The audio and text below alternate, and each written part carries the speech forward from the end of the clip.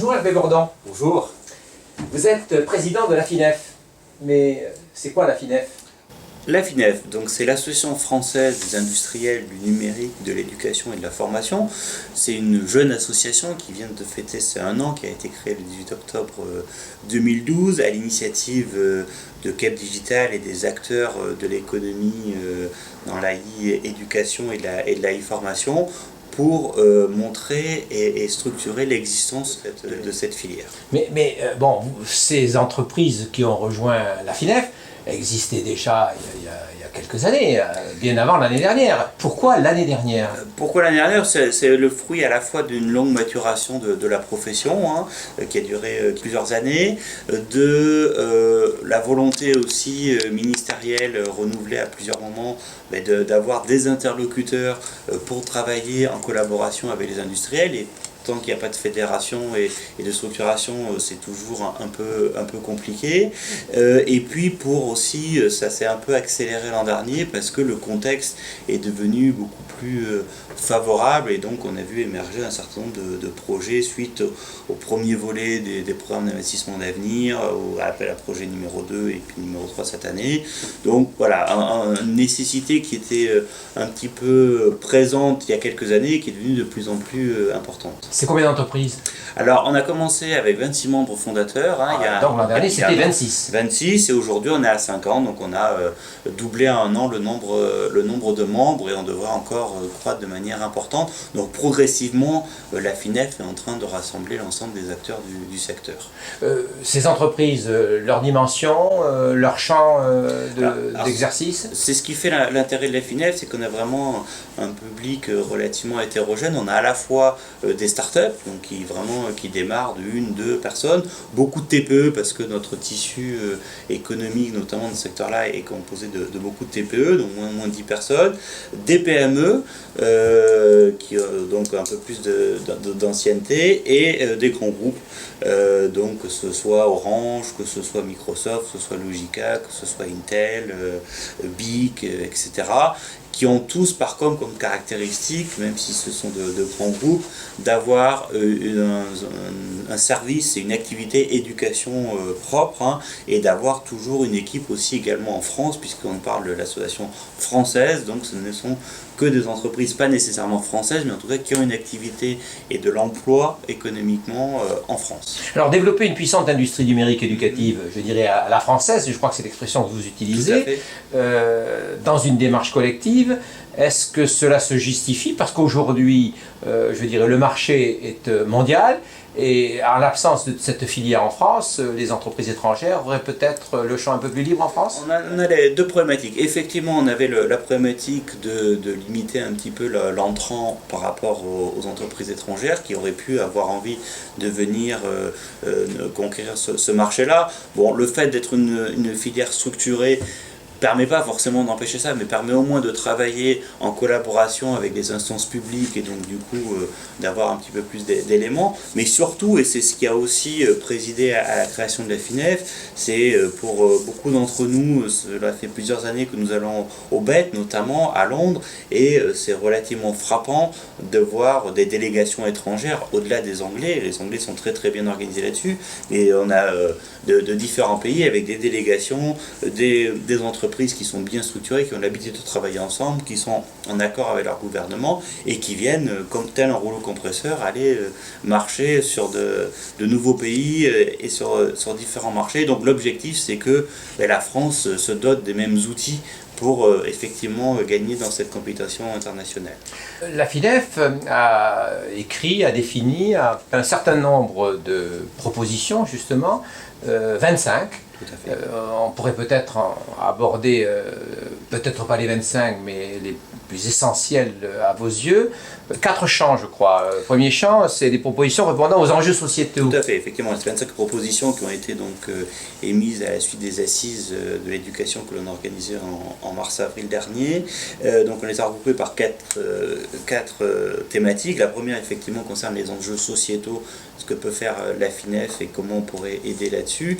Et nous, ce qui nous semble déterminant là-dessus, c'est effectivement de mieux structurer, voire même de structurer, parce qu'aujourd'hui c'était quasi inexistant, jusqu'à il y a quelques mois, à la fois la formation initiale et la formation continue des enseignants au numérique, parce qu'on a beau dire tout ce qu'on veut, on a beau avoir les outils les plus performants qui soient, il faut à un moment donné accompagner à la fois la mutation professionnelle qui s'en accompagne, comme ça s'est fait dans tous les autres secteurs, et l'éducation n'avait pas forcément fait ce travail-là, et également parce qu'on a été de temps en temps relativement choqués par des jeunes enseignants qui sortaient des circuits de formation et qui savaient, si j'exagère un peu, à peine utiliser une clé USB. Donc quand on commence à arriver avec des ENT, avec des ressources pédagogiques, avec des TBI, ça devenait un peu plus compliqué. Et pour nous, ça semble effectivement un moteur important pour accompagner le passage vers le numérique à l'école et donc du coup, par le fait, développer la filière et le marché intérieur qui va derrière. Et on ne peut que se féliciter puisqu'aujourd'hui les annonces et les actions du gouvernement vont dans ce sens-là avec l'intégration au niveau des écoles professorales de l'enseignement numérique et le développement en tout cas d'une formation continue, alors qui reste encore à développer, mais en tout cas l'intention est là et il commence à y avoir des premières actions concrètes. Très bien, l'intention y est certainement. Vous avez dit choqué, hein, Tout à fait. Vous avez été choqué, ce qui montre à quel point les entreprises attendent quand même des autorités publiques, de l'État en particulier, qu'elles assurent leur mission, en particulier de formation des enseignants. Tout à fait, et si on veut que le secteur se développe, et comme notamment en France, la e-éducation, la e-formation c'est encore un peu spécifique, mais notamment la e-éducation est quasiment publique aujourd'hui, hein, donc on ne travaille qu'avec les pouvoirs publics, donc si on veut que cette industrie se développe, et il faut que tout le monde soit réceptif à nos innovations. Alors, un rapport a été publié récemment à l'initiative de 4 ministres du gouvernement, dont les inspections générales ont travaillé sur ce rapport. On ne va peut-être pas aborder ce problème maintenant, mais vous faites des propositions permettant de structurer la filière. Alors, ce rapport, ça s'intitule « Structuration de la filière industrielle du numérique éducatif en France ».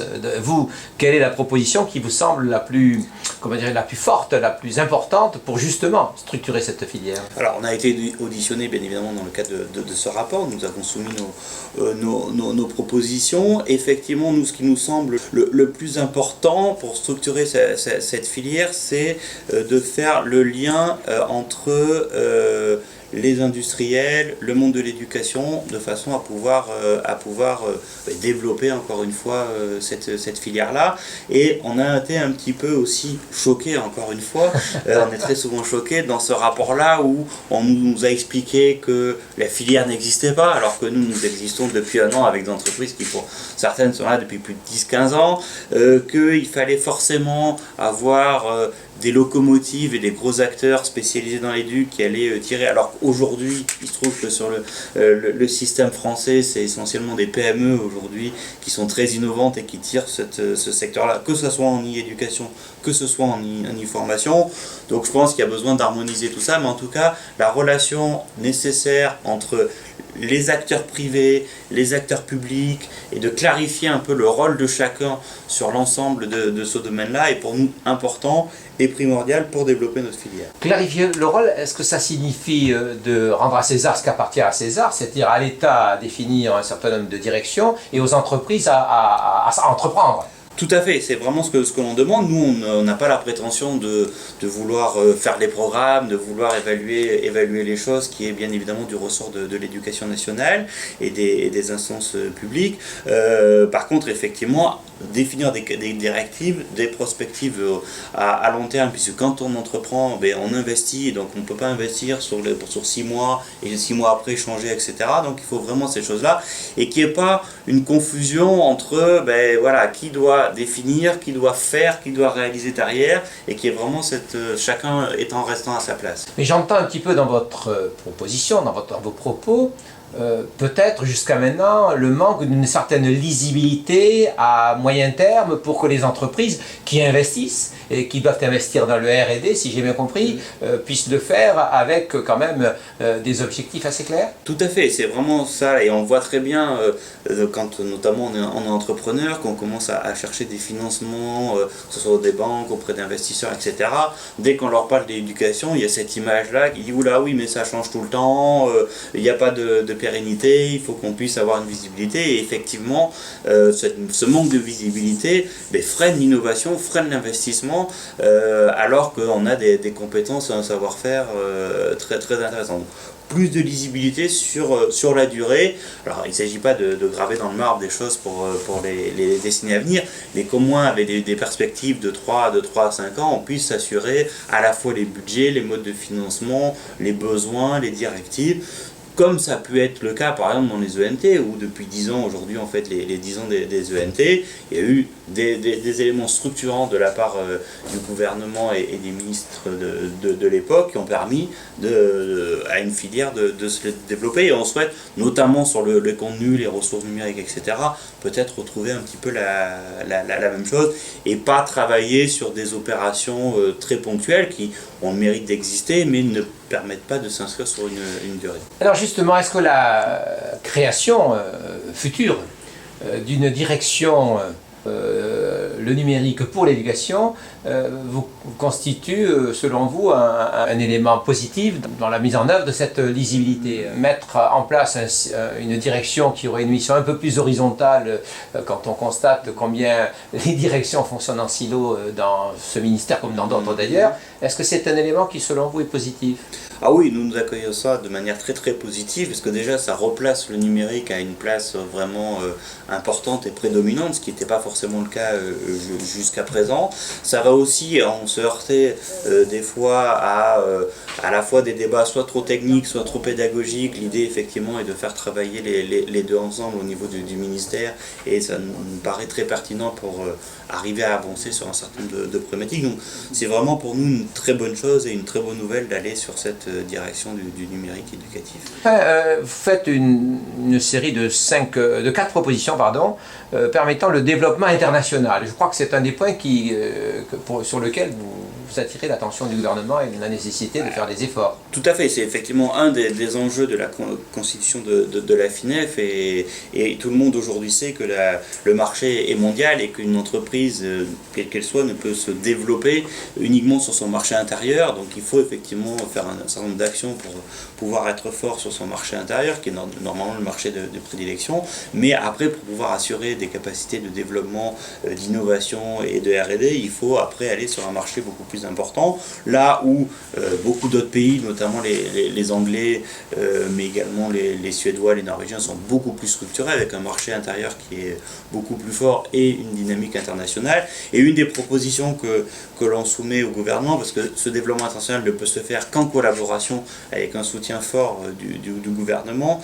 c'est par exemple d'inclure la e-éducation, la e-formation dans le dispositif qui s'appelle Offset, qui permet notamment dans le cadre de grands contrats, que ce soit sur l'armement, que ce soit sur le nucléaire, que ce soit sur l'aéronautique, sur l'automobile, sur des grands contrats qui sont conclus avec des pays, qui englobent nécessairement des services annexes pour accompagner ces partenariats-là, notamment de la formation, notamment de l'accompagnement scolaire.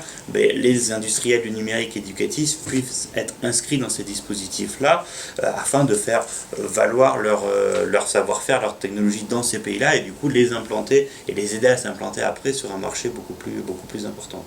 Vous êtes vous-même chef d'entreprise, vous dirigez la société ITOP. Tout à fait, depuis 10 ans. Et depuis 10 ans. 10 ans, et vous êtes créateur d'ailleurs, fondateur de la société. Vous avez été décoré personnellement par le ministre Vincent Peillon de l'ordre des palmes académiques. Quelle impression cela fait-il? C'est à la fois très impressionnant, très gratifiant et très honorant d'avoir ce type de reconnaissance, d'autant plus quand on ne fait pas partie nécessairement de l'institution éducation nationale. Et je sais que la distinction dans cet ordre-là est relativement rare pour les entreprises et les acteurs du privé, donc c'est d'autant plus gratifiant. Et ça permet aussi de retrouver de la motivation, parce qu'en 10 ans, partir d'une entreprise qui avait même pas 3 personnes dans un contexte où le numérique éducatif n'était pas forcément encore bien introduit, le chemin n'a pas toujours été simple, donc ça permet un peu de récompenser tout ça, et ça donne l'envie de poursuivre et de continuer à développer à la fois l'entreprise, l'emploi et la filière du numérique. On pourrait s'en tenir là, mais moi je voudrais ajouter quelque chose, c'est que j'ai appris que vous assuriez également des cours à l'IUT à l'IUT d'Orsay, tout à fait, juste à côté de nos bureaux. Donc vous êtes aussi enseignant quand même. Donc je suis effectivement un petit peu enseignant, mais voilà, pas un vrai enseignant au sens strict du terme, mais effectivement j'assure des cours de maître de conférence à l'IUT d'Orsay, notamment en technologie web et en développement web depuis plus de 10 ans également. Mais là, c'est bien une coopération entre l'entreprise et le service public d'éducation. C'est un très bon exemple, effectivement, qui était une des spécificités des IUT, qui existe toujours, d'avoir effectivement des intervenants professionnels qui puissent enseigner aux étudiants de façon à ce qu'ils soient un peu moins décalés quand ils arrivent dans le monde professionnel. Donc c'est une très bonne coopération. L'idée maintenant est de développer ça sur peut-être d'autres filières, et en tout cas des filières peut-être plus généralistes initialement. Merci beaucoup Hervé Bourdon. Merci.